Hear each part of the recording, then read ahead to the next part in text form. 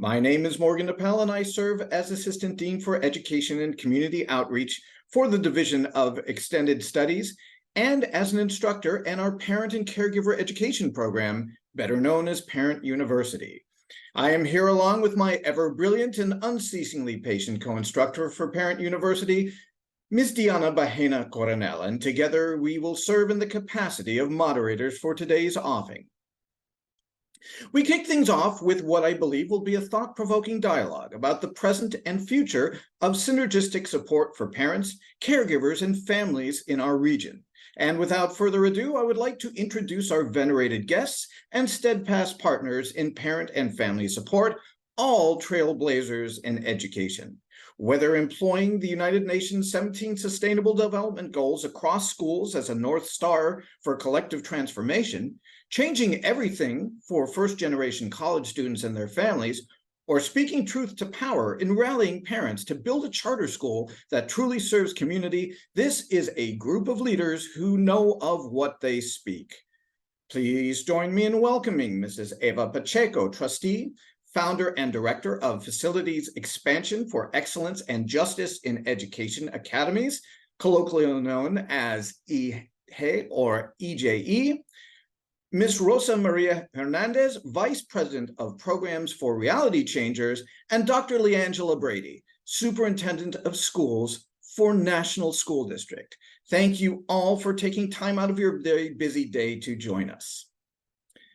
Now, let's get started. Panel, in the mid-20th century, Mahatma Gandhi offered portentously that all homes are universities and parents are the teachers. Now, this sentiment still rings true, although it takes on a slightly new meaning in a highly complex, high-tech, and post-worst of the pandemic world. Let us begin our conversation with some of your thoughts about supporting parents and families in our dynamic binational region, given this context. Mrs. Pacheco, as EJE was for the most part founded on this principle, let's start with you. What are some of the greatest challenges and opportunities that we see before us in supporting learners and families? And how has our collaboration around Parent University helped to address them? Hello, everyone. My name is Eva Pacheco from EJE Academies. Thank you for this invitation. I'm very honored to be here. And let me start by saying that EJE specifically started as a parent struggle for parents looking for quality bilingual education that was not being provided to the students at the public schools. So, and as you know, as you mentioned, parents are the first teachers in their children's life. And with that in mind, parents at EJE have been a very, very important part for the success of EJE. We will never do anything without the support of the parents. That's something that is great. But as you mentioned, after COVID, I'm gonna talk just to after COVID because that has been a challenge for us. Especially because I see many students were not able to join the classes in this period. So in that regard, now more than ever, we need parents' support, but we need parent support by giving them the tools to support the students at home.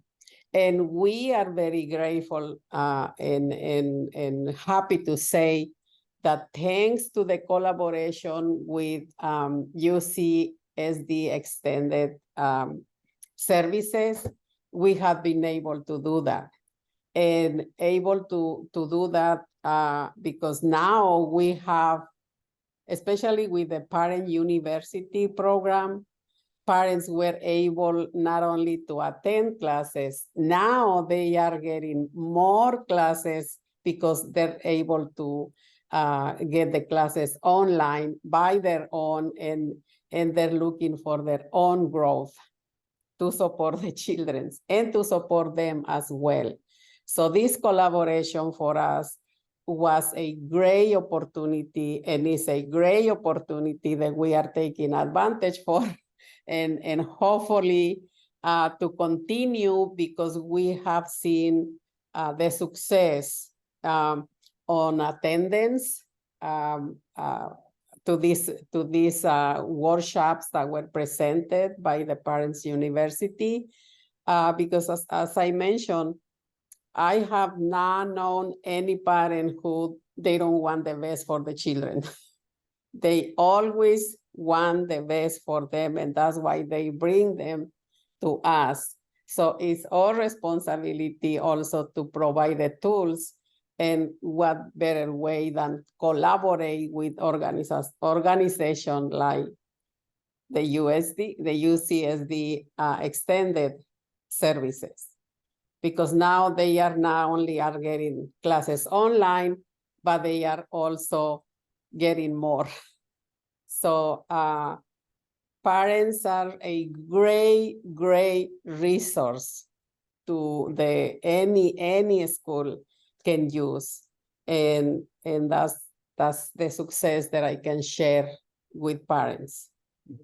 And Mrs. Pacheco, I think it is reasonable to say, and I think Diana will probably confirm this as well, that we tend to learn just as much, if not more, from the parents in working with them. And it's very much a collaborative effort. It's not unidirectional. Dr. Brady, same question to you. What are some of the challenges and opportunities that you've seen, whether it was prior to the pandemic or just coming out of it? Sure. Well, hello, everyone, and it's nice to be here today. I would totally agree with Ms. Pacheco that we can't do anything if we don't involve our parents, and our parents are the number one teacher of our students. They have the students' best interest, like she said. There's not one parent out there that doesn't want the absolute very best. And so our job is to connect our parents with the resources and with the supports that they need for the success of their child. So in National School District, we have an entire goal in our local control and accountability plan dedicated to parent empowerment. And we were very specific in picking that word. You hear a lot about parent involvement. You hear a lot about parent participation. But we wanted to take it and extend it beyond that to empower the parents, to give the parents the power to partner with us in the education of their children. And so we were on quite a roll before the pandemic. And I think you just heard from Ms. Pacheco as well that the pandemic really did set a lot of momentum for different initiatives back a little bit. But I think this year coming into this school year, we're seeing a lot of people are finally kind of getting their rhythm back. We're seeing a lot more participation. And we're so excited to have the partnership with UCSD and Universidad for our parents. And last spring, we had some graduates that were able to participate in the Parent University. They were able to learn about the university system. In National School District, we have 85% of our parents and our families are Hispanic, 10% of our students are Filipino, and then we have 5% others. So we have a lot of families, whether they're first or second generation, that live in the South San Diego region that may not have attended university in the same or school in the same system that we have. And so just understanding how the system works to kind of remove some of that red tape has been just invaluable to have that partnership. And there's just something special about going downtown and being part of the unique setting that you have. You feel our parents feel very special in that setting. And so we are very thankful for the partnership. Well, let me ask you this, and Mr. Hernandez, this would most certainly apply to you as well, dealing with aspiring first-generation college students. Does it make a difference to kids to see their parents, their grandparents, their guardians going through a college program and receiving credit for what they do, receiving a certificate? Does that make a difference? Was that question to me, or was that to? It's actually, I think it would be to both of you. So Dr. Brady, if you wouldn't mind commenting, followed by Ms. Hernandez. Okay, absolutely. I think that is extremely valuable. Our students often model what they see. And so as adults, we have to be, when we talk about exceptionally prepared learners in the National School District, we don't say exceptionally prepared students, we say exceptionally prepared learners, because we expect our governing board to be learners, our administrators to be learners, our teachers to be learners, our parents to be learners. And when our children see all of us bettering ourselves through learning, through taking classes, getting those certificates, studying, then it reinforces the behaviors that we want to see in them so that they can prioritize their education. And Ms. Hernandez, I'd imagine that when you have kids who are applying to college, seeing that their parents are already there might inspire them somewhat. It doesn't only inspire them, Dr. Paul, it really sets the tone that it's not if, it's about when. So as a village emerges as an opportunity, then it's no longer this long-term goal, it's a reachable goal that little by little we're seeing being exercised in different forms. So our parents being able to have a format university aspect that fits their role, it not only gives a value of what a parent needs to do to continue to learn, but then it says like, wow, it's informing a student that a parent's role includes them continuing to learn. So it really shifts the culture of how we look at that interaction of student, parent, student, and then how we can support each other. It's like taking a student to the library when they're little, right? Toddlers when they're little. The more you take them when they're little, the more you read to them in various languages, the more they're going to be able to adapt in social settings, in school settings, in various languages. So for us at Reality Changers, it's in our mission to really empower students and families along that journey. And we're really thankful for the opportunity. And it's been 22 years in the making. So we're really, really excited for this. It is really absolutely fantastic. Dr. Brady, you mentioned something about eliminating red tape, which inspires a question about partnerships and how those come to be. And for that, I am going to hand it over to my co-moderator, Diana. Diana? Thank you, and good to see you all. And to make a quick story, to make what you all share tangible, yesterday Morgan and I met with a couple of the parents, and one of the moms had dropped her middle daughter to UCLA, and she was happily telling us, sharing with us, I'm a UC Berkeley mom because her oldest daughter, now she's at UCLA, dropping her middle daughter, and she happily said, now I'm UCSD extended study student myself. So we can see the multiple within UC campuses also, how we're sharing those resources and seeing the impact within, in this case, with one family and 3 different students, right? So wanted to share that story and make this tangible as well. Moving on to the second question. So seems today that if we are all to sing from a common hymnal in the name of supporting diverse learners, as it were, everyone involved in education has to come together. And that includes post-secondary institutions and community-based organizations. Ms. Hernandez, Reality Changers is a thread that is organically interwoven through this tapestry of services. What are your thoughts on how we join forces with access, equity, and families in mind? Is there one recipe, all custom designed? Is there flexibility? Please let us know. Thank you. Thank you for that. Diana. Reality Changers has been around for 22 years in San Diego, so it's been it's our opportunity for us to share and collaborate in regards to our secret recipe, right? And that recipe is that it includes the parents, and to share a little bit more about what Reality Changers is.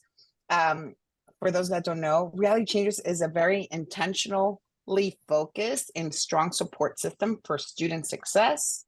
It includes peers, it includes mentors, it includes our staff, it includes volunteers and the family and parents.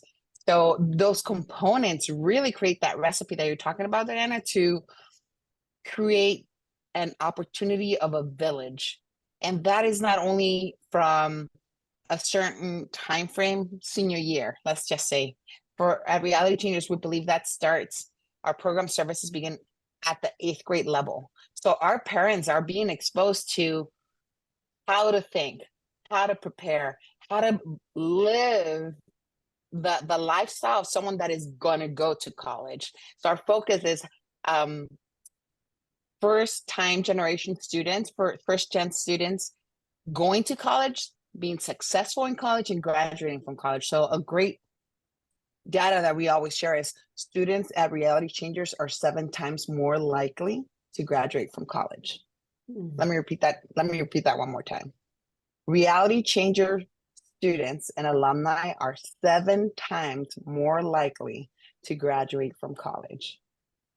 So how beautiful is that? For us, that component, what does that mean? Well, we have a family coordinator in place in our as part of our staff that is specifically designed to interact with families from 8th grade all the way to post-secondary.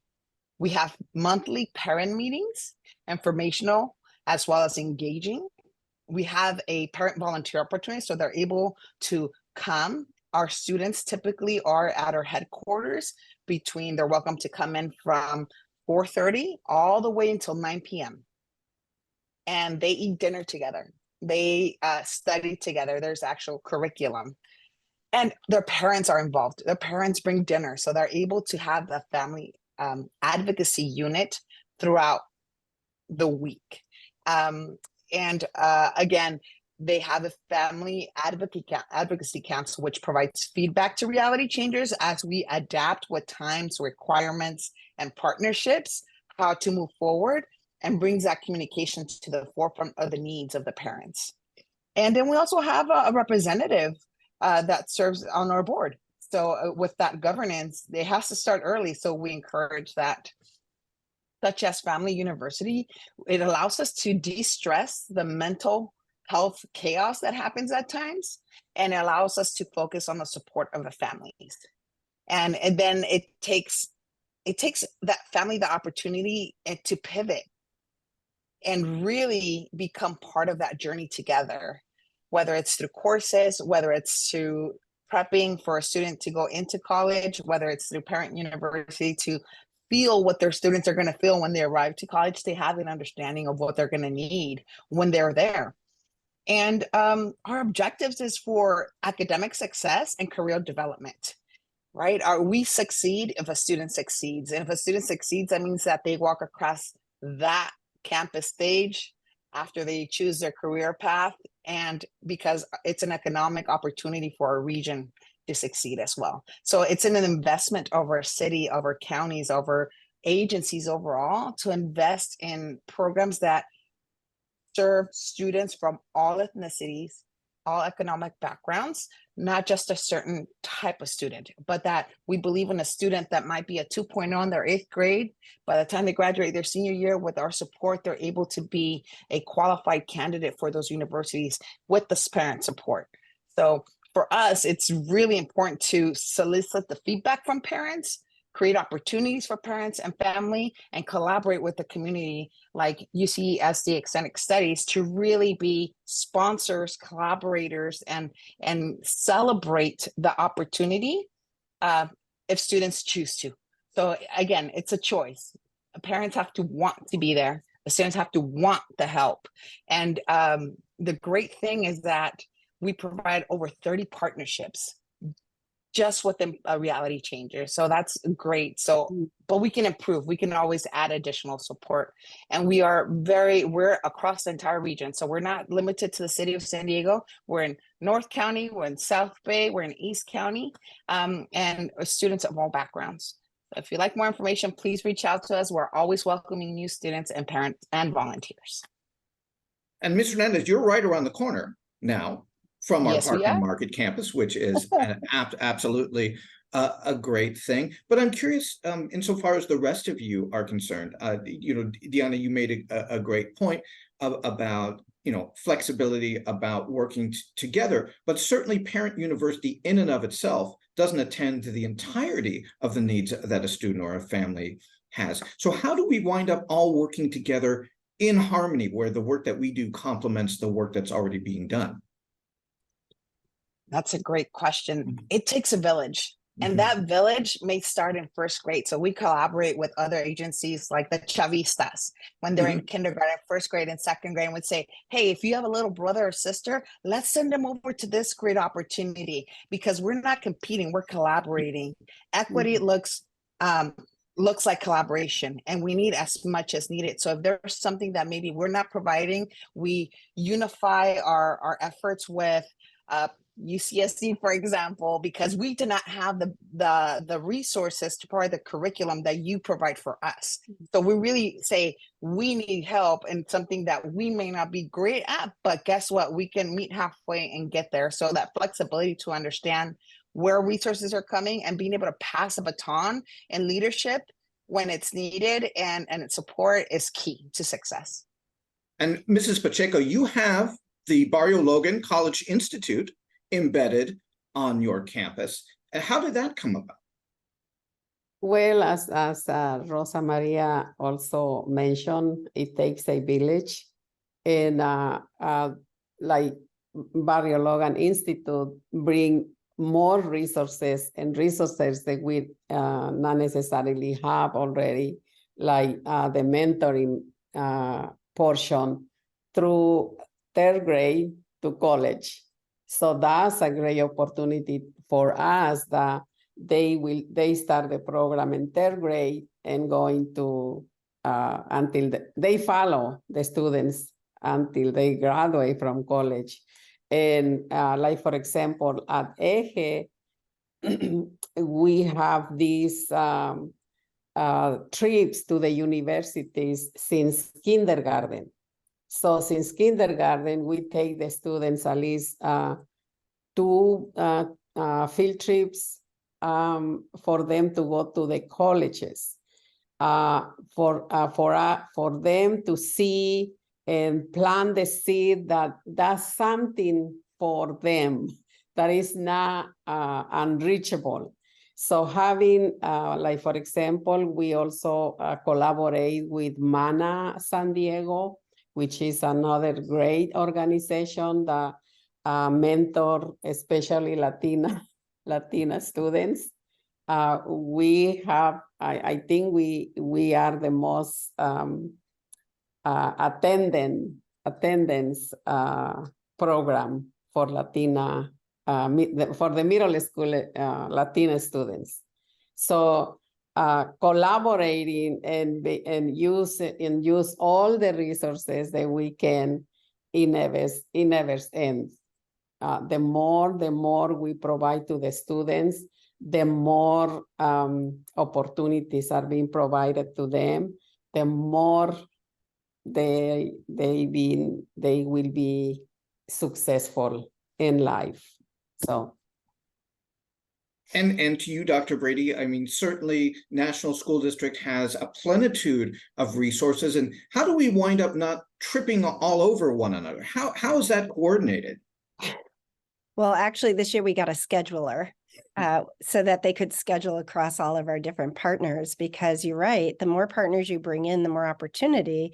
But what we don't want to do is repeat efforts, because every time you repeat efforts, you are losing an opportunity to bring in another resource or another support, or to go deeper into something else. And so We're unique in National School District. We serve TK through 6th grade, and then our students matriculate into Sweetwater High School and then on to college. And so partnerships for us are so important because we want our students to see this doesn't just happen and then you leave, right? There's something that you look forward to, that you're like, okay, next I'm going to go to the middle school. And then after that, I'm going to go to the high school. And after that, I'm going to go to college. And this is what I would like to do when I grow up. And one of the things that we've kind of shifted in our talking to students is, instead of asking students what they want to be when they grow up, we're starting to ask our students, what problems do you want to solve when you grow up?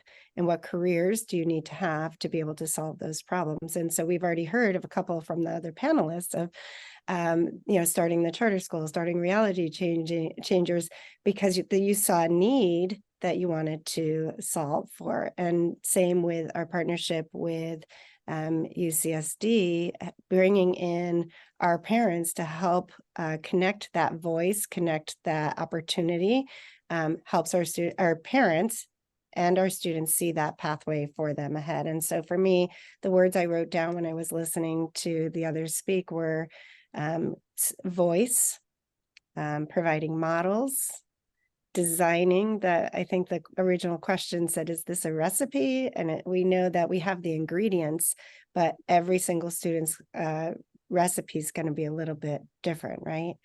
That I wrote down the word unique, tools, resources, and then togetherness. And I think that that probably is the word I'm walking away from this part of our discussion, is really that this is about being together, connecting with one another, and then being able to connect the resources that we see with our families. And having lived in and worked in other large cities, it seems to me that there is something unique about this sort of binational region of ours, when there are problems to be solved, when there are opportunities to propel ourselves forward.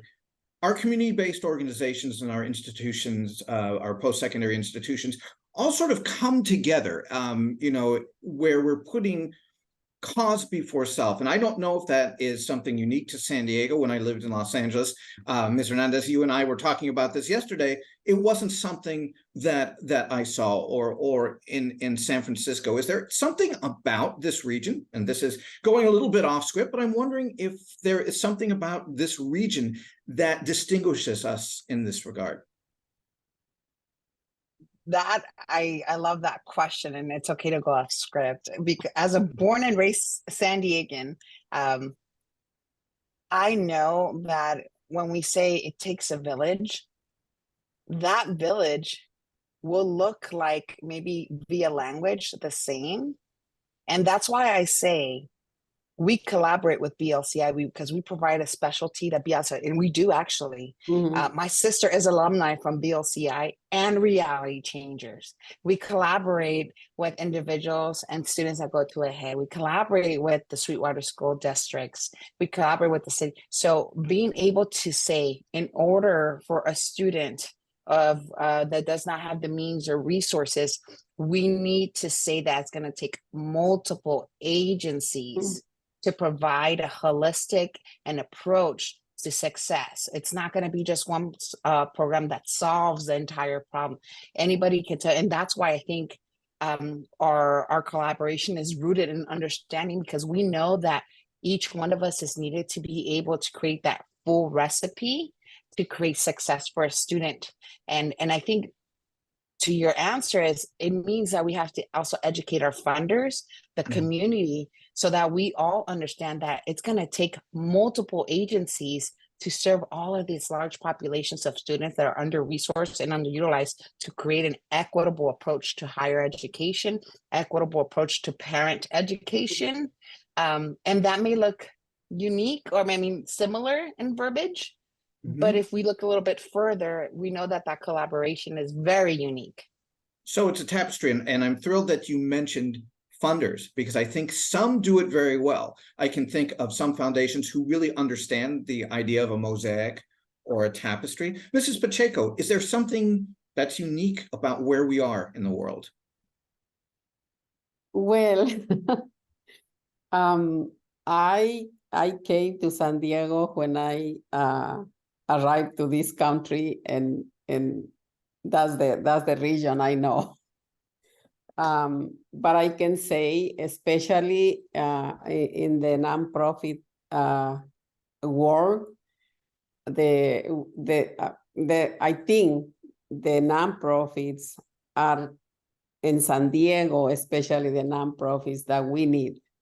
The population that we are serving at Eje is mostly Latinos. And the organizations that we are collaborating with are providing the services, not necessarily to Latinos, but especially people that looks like the students that we are serving. And also, I think a uniqueness of San Diego is we are very close to the border, that we also can collaborate with the richness of the other side of the country. I think that in that regard is something that we are also start looking on researching on how we can collaborate binational. So that's unique for this region. So and the richness of the nonprofits are here. It is absolutely unique, and although there is a physical structure that perhaps separates us, there has always been a fluidity of arts and culture and language and family that you really can't stop with the structure. Diana, I think you know this. I think in terms of our ability to serve our communities, the problem with us is we really don't know where our community stops. So we, went into Tijuana, and now we're in Tierra del Fuego, and we're just keep going and keep going. Dr. Brady, your collaboration with the United Nations, I think you understand what is in front of us in that regard. But this idea of problems to be solved, what do you want to do? And I'd imagine these are conversations that you're probably having with administrators and faculty at Sweetwater as well. Yeah. And, thinking about that question, as everybody was talking, I was thinking about how I'm from Connecticut, and I'm always talking to people in San Diego. And it seems that many people in San Diego have come from other places. And I do think we're unique in that there are some that were born and raised here, but then that mix of immigrants and emigrants from around the country really has created a diversity unique to San Diego. Last year, our theme for the district was diversity as value added, because that diversity, whether it's your ethnicity, your gender, your age, your experiences, your orientation, your religion, all of those different things that we bring to the table really creates that unique opportunity to learn from one another. And I think we started off our panel by talking about how much we learn from the parents that attend Mi Universidad. And then, we talk about students, like students can teach us so much if we listen to their voice, and we can get better at what we provide them if we take the time to listen and not just give them that prepackaged recipe, but to take the ingredients and then create a recipe that's unique and important to them. So I do think that San Diego is quite unique in that, and because of our diversity. And yeah, it's important to collaborate with, for us, Sweetwater and the universities. Well, you're foreshadowing, I think, perhaps our final question. This certainly has gone a lot more quickly than I'd imagined. But in paraphrasing Lenin, and when I say Lenin, I mean John Lennon, not Vladimir, life is what happens when you're busy making other plans. And true to form, sometimes our best intentions in parent education may not be as impactful as we imagined or have hoped. And this is a question for all of you, but Dr. Brady, since you sort of brought it up, I'm going to turn to you as an educational trustee for a fairly large and multifaceted geographic area. Are there any lessons that we've learned through this experience? Are there best practices upon which we can build? This goes, I think, to Ms. Hernandez's concerns about funders who are always asking about impacts. How do we best understand the effects of our work together? Well, we just, as you recall, because you came out to do a presentation for us, we planned a wonderful parent summit. It was the first time we did it since COVID. We were so excited. We had partners coming to present or do some tables and offer resources. We had a lot of our parents sign up, and like Ms. Pacheco alluded to earlier, not all the parents showed up.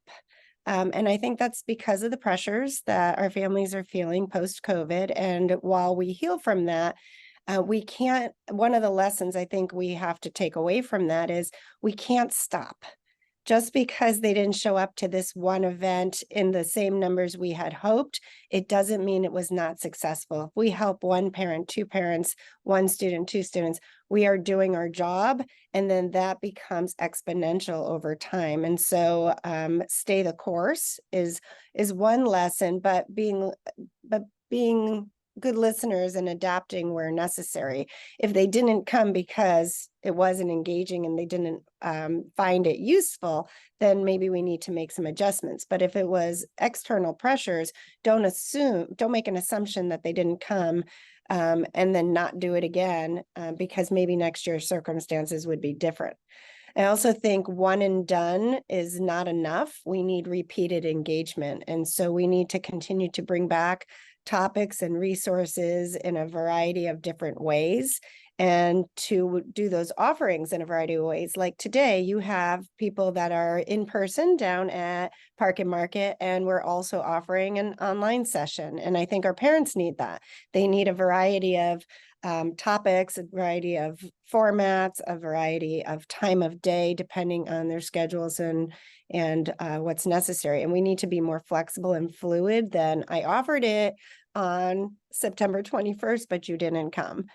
I think it needs to be meaningful. We need to tell them up front, what are you going to get out of this? If you come, we're going to show you how to navigate the university system, and we're going to help you put your children on a path toward university success. So will you join us? If I know that ahead of time, I'm more likely to engage and be part of that learning. And then finally, I think engaging is a word that I would use, not just sit and get, but we have to have our participants part of the learning process, actually leading lots of opportunities to talk and reflect. I think some of those are the takeaways when we're looking at designing meaningful learning for our parents and opportunities for our families. Thank you. Ms. Hernandez, Mrs. Pacheco, does that ring true with you? Are there other lessons that we've learned during this experience? Most definitely, I would like to echo Dr. Brady's responses. Additionally, we include the parents in the development of the curriculum that impacts the parents, and share with them the curriculum of the students as well. And we involve and invite them to be, and actually it's a requirement to be involved and come to an orientation, because it's an investment. And it starts at the very beginning of the program, and it starts every time their student participates in our weekly in-person 4-hour-long sessions with them. They drop them off. They know us, so we become an extended part of that family. And by them trusting in us, being part of the conversation, from the CEO all the way to our coaches, our parents are able to access us, ask us questions in various languages, not just Spanish and English.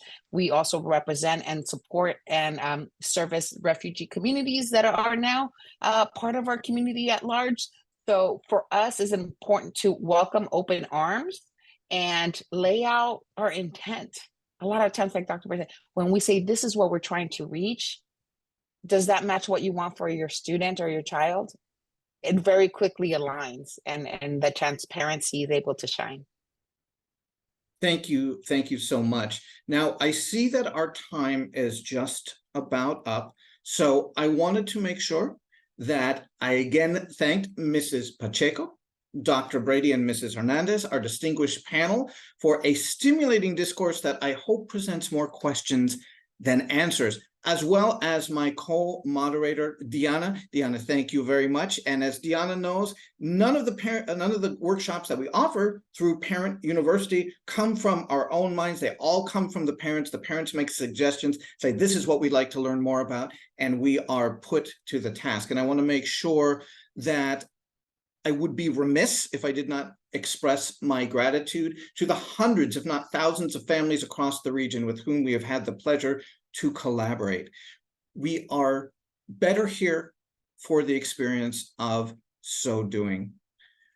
But most importantly, I would like to extend my thanks to those of you in the audience for participating in this session. And please visit us at ecoextension.ucsd.edu to check out our accessible programming for parents and learners across the lifespan.